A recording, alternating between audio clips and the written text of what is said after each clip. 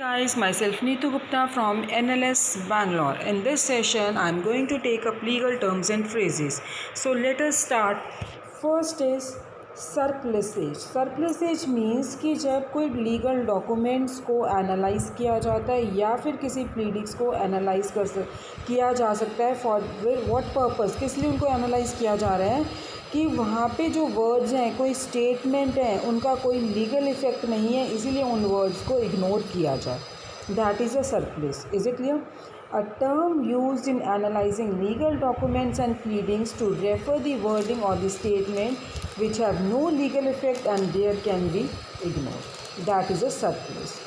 Next legal term is surrebuttal. Surrebuttal means कि अगर चाहे वो आर्गूमेंट्स है, चाहे रिटन आर्गूमेंट्स हैं और ओरल आर्गूमेंट्स हैं, तो वहाँ पे जो ऑपोजिट पार्टी है उनके जो रिस्पॉन्स को रिबर्ट कर रही है.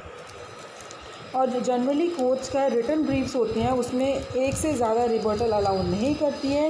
It is and same is the case for the oral argument. So occasionally parties हैं वो क्या करती हैं, ये they just back and fourth जब तक उन्हें जज नहीं रोकता कि ये डिबेट अपनी बंद करो. That is a surrebuttal. Is it clear? See, in written or oral legal arguments, the response to the other party's response to the initial argument. In written briefs, most courts will not allow more than a single rebuttal. The rule is usually same for the oral arguments. However, occasionally parties just back and forth until the judge stops the debate. Is it clear? Now, next legal term is surrender. ना surrender सबने सुना होगा ये word, सबको इसका meaning पता है कि टू गिव अप. जनरली हम कह रहे हैं कि उसने क्राइम किया, उसने सरेंडर कर दिया. वी जनरली टॉक कि उसने सरेंडर कर दिया. Is it clear? तो यह है कि अगर किसी ने ऑफेंस कमिट किया, वो मान रहा है कि मैंने ऑफेंस कमिट किया, that is a surrender. Now not only in the case of any offence. कोई प्रॉपर्टी आप दे रहे हो, किसी प्रॉपर्टी की पोजेशन दे रहे हो, तो आपने सरेंडर कर दिया. सी, to turn over the possession of real property either while voluntarily or on demand by tenant to the landlord. Next, to give oneself up to the law enforcement official. वही है कि आपने क्राइम किया, आपने surrender कर दिया. Surrogate, ये भी सबने सुना होगा surrogate. Now next is surrogate. Surrogate भी आप सबने सुना होगा क्या है. जनरली हम किस केसेस में सरोगेट सुनते हैं? सरोगेट मदर, कि वुमेन जो बर्थ दे रही है एक बेबी को किसी दूसरी मदर के लिए, for somebody else. Is it clear? तो that is a surrogate. It means the person who is acting on behalf of another और a substitute, including a woman who gives birth to a baby of a mother who is unable to carry the child. Is it clear? Next is survivor. Now survivor भी आपको पता है, सुना है आपने काफ़ी survivor word. तो survivor means जो सर्वाइव कर रहा है, ठीक है, वो आउटलिव्स अनदर. जो हम ये कह रहे हैं कि ये प्रॉपर्टी किसको जाएगी? जो सर्वाइवर्स हैं उसके. Is it clear? So, a person who outlives another, as in to my sons Amit and Anand, or the survivor. Is it clear? So, survivor is determined at the time the asset or property is received. So, if both sons are alive, they are both survivors. Is it clear? Next term is survivorship. Survivorship का मतलब क्या है? यहाँ पे आपको पूरा title मिल रहा है, ओनरशिप मिल रही है, क्योंकि आपने survive, you are survive from the another person. Survivorship generally उनको रेफ़र कर रही है जो रियल प्रॉपर्टी के में अप्लाई है, जिनको एसेट्स मिलेंगे. अगर आप जॉइंट टेनेंसी हैं, जॉइंट टेनेंसी में भी there is a right of survivorship automatically includes, except joint tenancy of bank accounts. Is it clear? Next is suspended sentence. Now what do you mean by suspended sentence? Criminal case में एक जज ने penalty impose की है defendant को, and he said he is convicted of a crime, तो उसको sentence दे दी है. Is it clear? Apply punishment दे दी है. जज कह रहा है कि ये पनिशमेंट इन्फोर्स नहीं होगी. It means that is suspended. और कब उसने कहा है कि ये इन्फोर्स नहीं होगी? अगर डिफेंडेंट कुछ सर्विसेज परफॉर्म कर रहे हैं. जो पर्सन हार्म हुआ था उसको रेस्टिट्यूशन कर रहा है, मीन्स उसको कॉम्पनसेशन दे रहा है, रिस्टोर कर रहा है एट द सेम पोजीशन जिसमें वो पहले था। Is it clear? Stage out of trouble meets other conditions. Should the sentenced party fails to follow these requirements, तो suspended sentence may be enforced. Is it clear?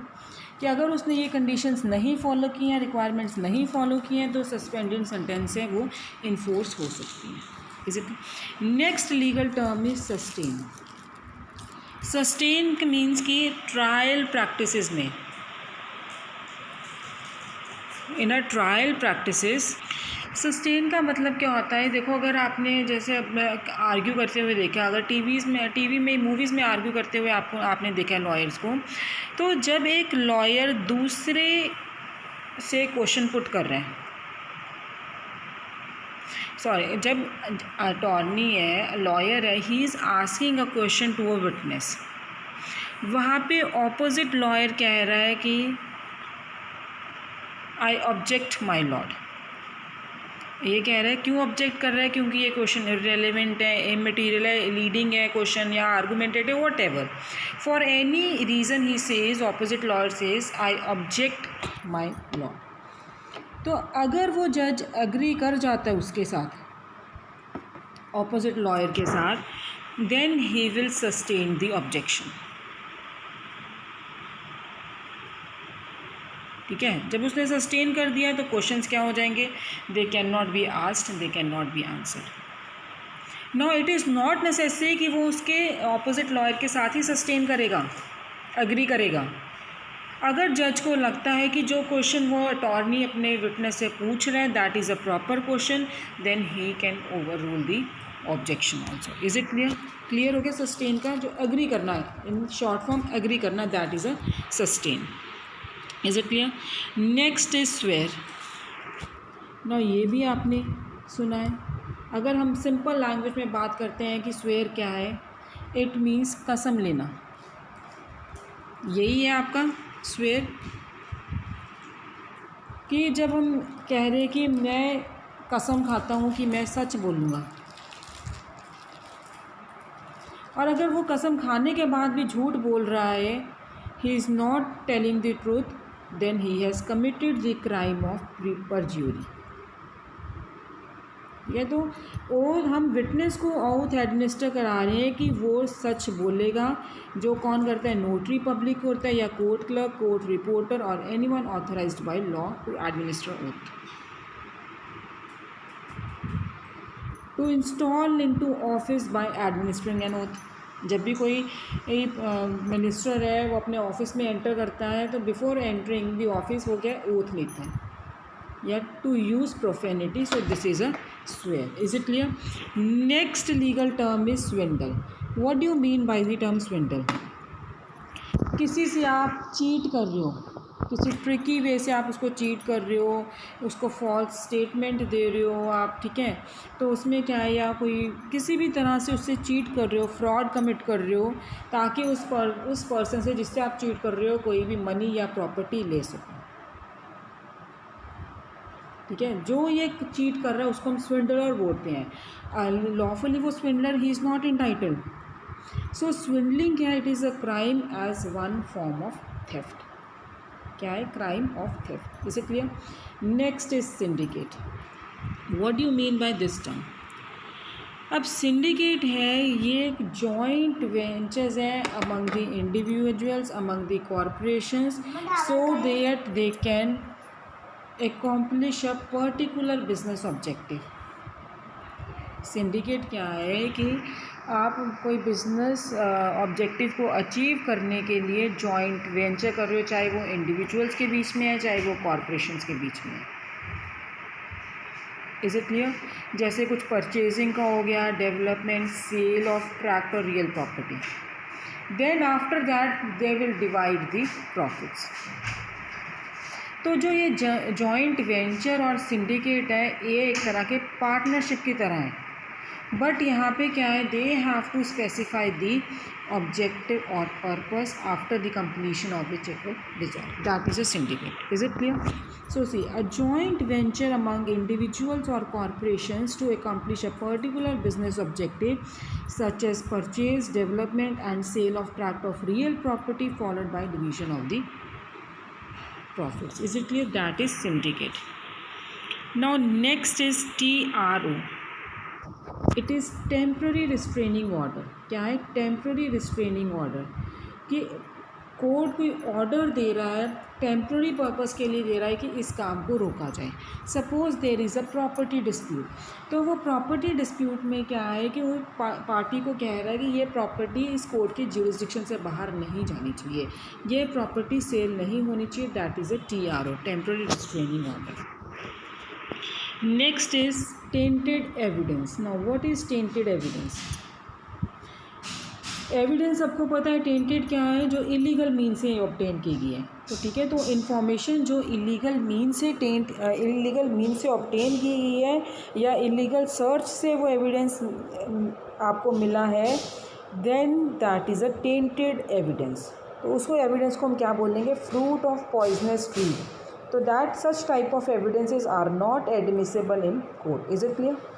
That is tainted evidence की जो आप illegal mean से obtain कर रहे हो. अगर कोई इलीगल सर्च से भी अगर आप एविडेंस ले रहे हो, even that is a tainted evidence and cannot be admissible in a court. Next is a take. Take का मतलब है कुछ लेना. To gain or obtain possession, including the receipt of a legacy from an estate, getting title to real property or stealing an object. Is it clear? Next is tangible property. Tangible property कौन सी होती है? Physical articles होते हैं. ये physical things होती हैं. जो tangible property है, you can touch, you can see that property. Touch भी कर सकते हो, देख भी सकते हो. लेकिन जो these are distinguish from incorporeal assets. जैसे कि इनकॉर्पोरियल एसेट्स कौन से होते हैं? Rights, patents, copyrights, franchise. Tangible property को हम क्या बोल सकते हैं? Personality. Is it clear? Next is tax. No tax क्या है? ये भी सबको पता है कि क्या है.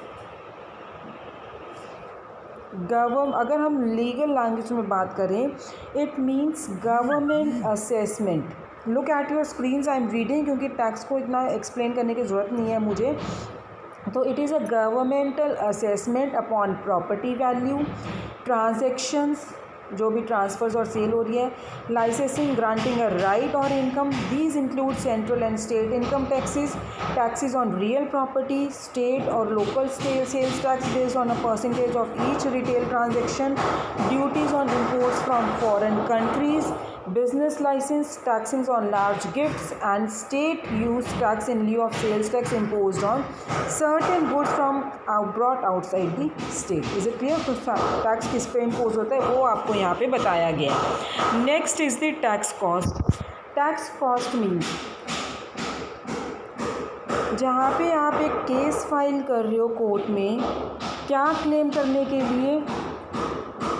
कॉस्ट क्लेम करने के लिए, जिसको हम बोलते हैं motion to tax cost. See, a motion to context a claim for court cost submitted by a prevailing party in a lawsuit, it is called a motion to tax cost and ask the जज to deny or reduce claim cost. क्या जज को कहते हो, मना करते हो, reduce करते हो क्लेम कॉस्ट को. जैसे कि winning party claims a right.